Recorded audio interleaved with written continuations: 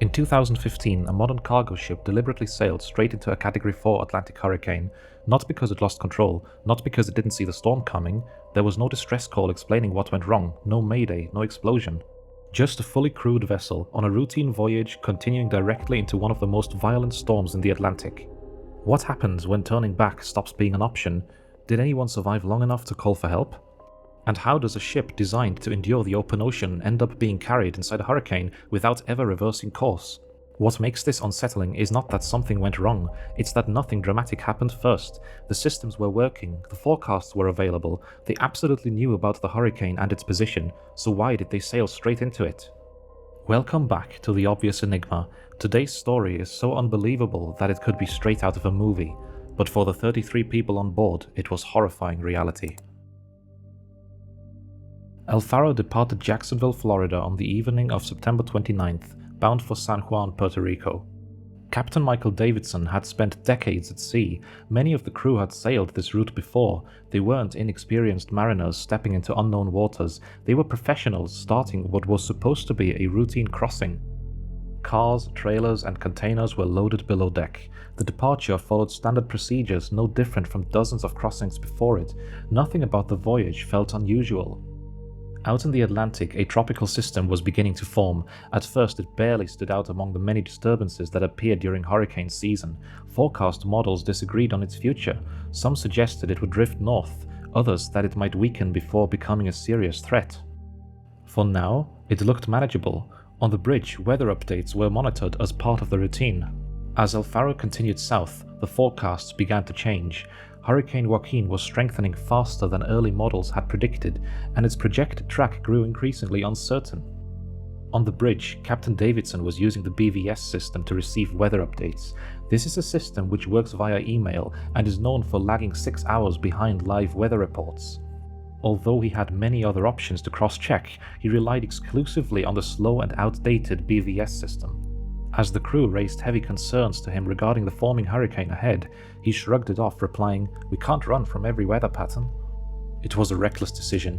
The second mate, Daniel Randolph, suggested a course change through Crooked Island Passage. After this was declined by the captain, she voiced her concern in an email to friends and family. "There's a hurricane out here, and we're heading straight into it." The course was adjusted slightly south. The plan was to skirt the outer edges of the storm and pass behind it. But by the time Faro reached the outer edges of Joaquin's circulation, the sea had begun to reorganize itself.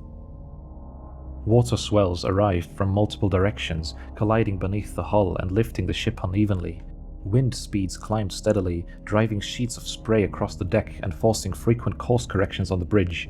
The ship began to tilt from side to side. At first, it was familiar motion, the kind any deep-sea crew expects in rough weather. But as the hours passed, the movement grew heavier and more violent. Inside the hull, the cargo felt it. The trailers pressed against their ties, and the vehicles began to move where they were secured. With every tilt, thousands of tons of weight pressed through steel supports and aging connection beams that had stood for decades. This was still weather a ship like Faro was designed to endure, but Joaquin was intensifying faster than earlier forecasts had suggested. By around 11 p.m., the time Captain Davidson had expected to reach the storm's outer edge, they were already far beyond it.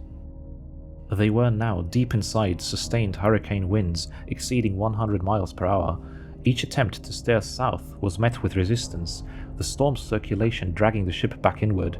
They weren't skirting the system anymore, they were inside it, and even if they had wanted to turn away, the ocean was no longer letting them.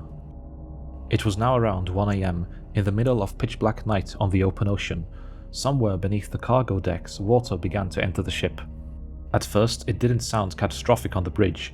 There were reports of flooding in one of the holds. Pumps were activated, and crew members were sent below to assess the situation. 15 minutes later, radio announces that Hurricane Joaquin has been upgraded to a Category 3 storm. The crew now started to feel desperation, realizing they found themselves in a dire and life-threatening situation they no longer had any control over. Then, their worst nightmare unfolded. The engine began to lose power.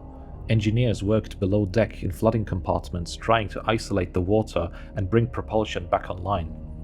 Crew members were sent into spaces already pitching violently, moving through darkness and spray, just to keep the systems alive. The ship began to fall sideways in the hurricane, exposing its broadside to walls of water that were now over 10 meters high. By now, the hurricane had fully organized itself.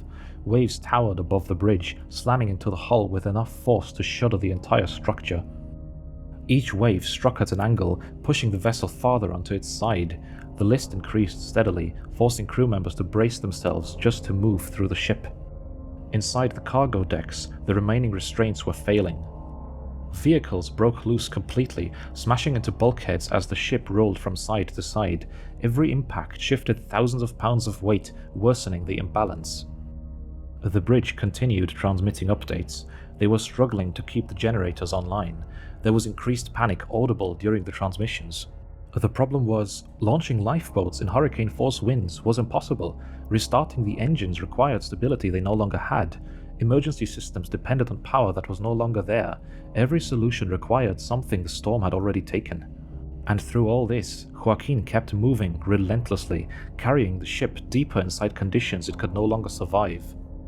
The last communications from El Faro were bone-chilling. Just before 6 a.m. in the morning, the crew report worsening flooding, growing instability, and fading power. A few minutes later, Captain Davidson tells shore operators that they've lost all propulsion and that the ship is listing. Hi, thank you for waiting. Just really briefly, what is the problem you're having? I have a marine emergency and I would like to speak to a QI. We had a hull breach, a scuttle blew open during a storm. We have water down in 3 holes with a heavy lift. We've lost the main propulsion unit. The engineers cannot get it going. Can I speak with a QI, please? Yes, thank you so much. One moment. This is the last clear transmission from the bridge. After that, the recorder stays on, but the situation unravels fast. Minutes later, the Coast Guard receives an electronic distress signal. Through the recorder, the general alarm siren is howling on board the ship. Someone is heard shouting that cargo containers are already in the water, being thrown off the ship. Then, at 7:29 a.m., Davidson orders the crew to abandon ship. 10 minutes later, the recording ends. This is their final location, at 7:56 a.m., and upon seeing these images, it becomes very clear that there is no surviving that. All 33 members of the crew died inside the hurricane. Their bodies were never found.